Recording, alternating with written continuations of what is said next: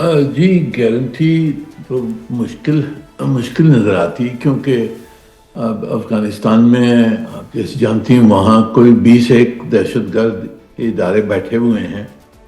और ये अफ़गान हुकूमत जो तालिबान की हुकूमत है, उन्होंने अब तक कोई ये जाहिर नहीं किया है कि उनके पास या तो ये उनकी डिटर्मिनेशन हो या उनकी कैपेबिलिटी है ये दहशतगर्द इदारों को ख़त्म करने के लिए। पर ये जो इदारे हमारे ख़िलाफ़ जो काम कर रहे हैं, TTP है, BLA है, इनको तो वो काबू कर सकते हैं और अपने सरजमीन से निकालें उनको, और ये गारंटी होगी। सही। अच्छा खालिद सर, अब हमने अफगानिस्तान की बात तो कर दी, थोड़ा ईरान की तरफ आऊँगी। अली लारीजानी साहब की शहादत हुई, ये कितना बड़ा झटका था ईरान के लिए, एंड आप इस जंग को कितना लंबा होता देख रहे हैं?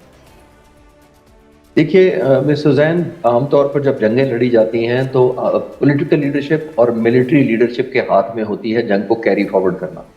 अब वो अपने प्लान्स बनाते हैं, स्ट्रेटेजाइज करते हैं, मिलिट्री ऑब्जेक्टिव अचीव करते हैं, जाहिर करने के लिए उसका रोड मैप तय करते हैं और उसकी अपने आप को इक्विप करते हैं। ये एक जंग बहुत डिफरेंट डायमेंशन की तरफ जा रही है, क्योंकि यहाँ पे ये डायरेक्ट जो 9 करोड़ ईरानी और अहले तशी पूरी दुनिया में जो बसते हैं, इसराइल उनको डायरेक्ट इंटेग्राइज कर रहा है। तो ये वॉर से आगे ऑलमोस्ट पर्सनलाइज किस्म की हेट्रेड में कन्वर्ट कर रहा है। जाहिर है ईरानियों ने तो नहीं किया, हमला भी अमेरिका करता है, इसराइल मिलकर करता है। फिर आपने पहली दफा ही उनके 49 तमाम लीडरशिप जो टॉप लीडरशिप उनको शहीद कर दिया, उसमें आयतुल्लाह खamenei भी थे। जाहिर टॉप के पिछले 36 साल से उनके रहनुमा थे। इससे पहले 2025 के जो जून का हमला हुआ था, उसमें तकरीबन उनके 37 लीडरशिप को शहीद किया गया था। फिर उनके न्यूक्लियर साइंटिस्ट 19 को शहीद किया गया था। तो ये इसराइल ने ये पर्सनलाइज किस्म का एक विंडिक्टिव किस्म का एनवायरनमेंट क्रिएट किया है, एक एलिमेंट ऑफ जिसको कहते हैं ना नफरत का माहौल पैदा किया हुआ है। ये जो स्टेटमेंट लारजानी साहब थे, ये तो बहुत बड़ा नाम था ईरानी कौम में। मैं बड़े अरसे से, मैं तो पर्सनली बहुत बड़ा उनका फैन था, क्योंकि वो स्टेट्समैन थे, वो बहुत सारा नेगोशिएशन, मेरा ख्याल है टॉप नेगोशिएशन थे, क्योंकि वो पढ़े लिखे बहुत थे। पासदारान इनकलाब के साथ बहुत अटैचमेंट थी उनकी। ईरान इराक जंग के अंदर उनका बड़ा रोल था। तो वो तो एक सीजन ना सिर्फ डिप्लोमेट थे, स्टेट्समैन थे, स्ट्रैटेजिस्ट थे और नेगोशिएटर थे। इतने बड़े नाम को अगर दुनिया से हटा दिया जाए पर्दा स्क्रीन से, तो इसका मतलब है कि एक पर्सनलाइज शुरू हो चुकी है ईरानी लोगों के खिलाफ। तो अब जो नफरत जिस लेवल पर इसराइल लेके जा रहा है, तो अगर कोई चांसेस बन भी सकती थी और जो कोई एम्बेसडर या डिप्लोमेट्स जो सीजन वरीद साहब जैसे कोई पढ़ भी सकते, तो उनका तो स्कोप खत्म कर दिया है। क्योंकि इस हद तक अनॉय किया होगा आई एम श्योर ईरानी लोगों को पर्सनली, कि इसको ये वापस टेबल पर लाना ज्यादा टाइम लगेगा। सर सही। मुनीर अकरम साहिब, आपका टेक जानना चाहूँगी कि जिस तरह से अली लारीजानी साहब की शहादत हुई, उसके बाद ईरान ने इसराइल पर हमले भी बढ़ा दिए, आप इस जंग को कितना लंबा होता देख रहे हैं? जी जंग ये मेरे ख्याल में चलेगी किस हफ्ते तक, चंद एक हफ्ते तो चलेगी। अब इसमें ईरानी कौम के पास तो कोई मेरे ख्याल में ऑप्शन नहीं रहा है कि ये सीज़ फायर माने इस वक्त, क्योंकि जिस तरह से उनका जो बर्बादी हुई है, अब इस वक्त उनके लिए एक ये एग्जिस्टेंशियल कॉन्फ्लिक्ट है, और उनका अगर वो सरवाइव कर गए तो वो उनकी जीत होगी। दूसरी तरफ से अमेरिका फंसा हुआ है, क्योंकि उन्होंने ये जंग तो शुरू की है, पर इसको ख़त्म करना उनको अभी कोई नज़र नहीं आता है कि इस वक्त वो विक्ट्री, अगर वो कहें कि हमने जंग ख़त्म करनी, तो कुछ तो दिखाना होगा कि हमने हासिल क्या किया। हासिल कुछ नहीं हुआ है इस वक्त। रजीम चेंज नहीं हुई है, न्यूक्लियर नहीं हुआ है, मिसाइल अभी तक ईरानी जारी हैं, तो कुछ वो दिखा नहीं सकते हैं। तो मेरे ख्याल में वो एस्केलेशन की तरफ जा रहे हैं। और मेरे ख्याल में वो गलती अब और करेंगे।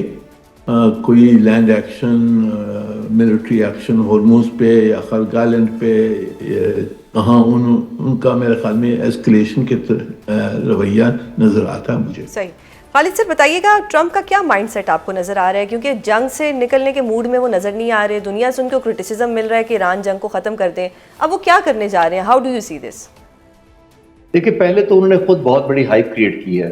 یہ ایک میرا خیال ہے ٹیکٹیکل یا اسٹریٹجک مسٹیک ہوتی ہے کسی لیڈر کی کہ غلط ایکسپیکٹیشن لوگوں کے ذہن میں, دنیا کے ان جنرل اور اپنے لوگوں کے ذہن میں پرٹیکولر پیدا کر دیں. اپنی فوج کی بہت سپریمیسی کی اور دوسروں کو بالکل آپ نے دیکھا کیسے انہوں نے انفیریئر ثابت کرنے کی کوشش کی تھی جنگ سے پہلے بھی.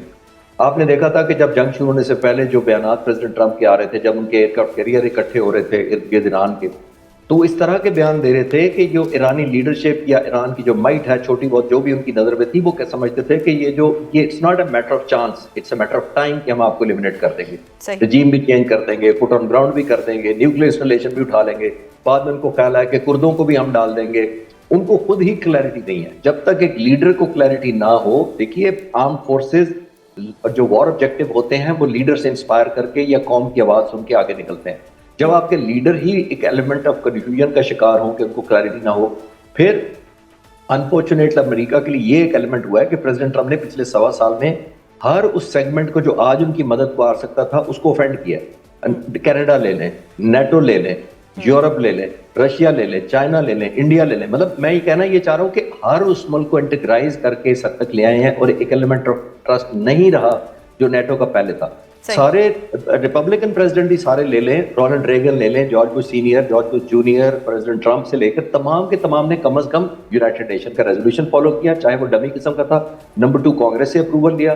تیسرا نیٹو کو اپروچ کیا کہ ہمارے ساتھ چلیں. تب جا کر انہوں نے افغانستان پر اور عراق پر اور لیبیا پر حملے کیے تھے. پریزیڈنٹ ٹرمپ واحد پریزیڈنٹ ہیں جنہوں نے نیتن یاہو کی 20 سالہ کوشش ان کی رنگ لے آئی ہے. وہ 20 سال سے ہر صدر کو کنونس کرتے تھے, لیکن آ کر ٹرمپ مانے ہیں اور حملہ کر دیا, اور اب ان کو سمجھ نہیں آ رہی کہ اس کے لیے ٹیک اوے کیا ہے اور وار ٹرافی کیا دکھانی ہے اپنے لوگوں کو. منیر سر, آپ کا موقف جاننا چاہوں گی کہ ٹرمپ صاحب جو ہیں وہ ناراض ہو رہے ہیں, کبھی یو کے پرائم منسٹر سے وہ ناراض ہو رہے ہیں, کبھی وہ چائنا کا دورہ کینسل کر رہے ہیں, کبھی نیٹو پہ ان کا غصہ آ رہا ہے. وہ کیا امپریشن دے رہے ہیں دنیا کو, اور دنیا اور ان کی ناراضگی کو کس طرح سے دیکھ رہی ہے؟ جی اب ناراض تو انہوں نے سب کو کیا ہے. وہ سمجھتے ہیں کہ جو بھی ملک ہے جو کمزور ہے اس کو وہ ناراض کر سکتے ہیں اور اس کا کوئی اثر نہیں ہوگا امریکہ پر. جو بڑے ملک ہیں جیسے روس ہے اور چین ہے, ان کو ناراض کرنے سے یہ میرے خیال میں رک جاتے ہیں. تو ان کی رویہ یہی ہے کہ جو چھوٹا ملک ہو یا کمزور ہو اس کو دبائیں, جو بڑے ملک ہیں ان کے ساتھ نیگوشیٹ کریں. اب یہی رویہ نظر آتا ہے, پر اس وقت ان کی تنائی کے امکان کیا ہوتے ہیں گلوبل اکانومی پر, امریکہ پر, دوسروں پر کیا اس کی امپیکٹ ہوتا ہے.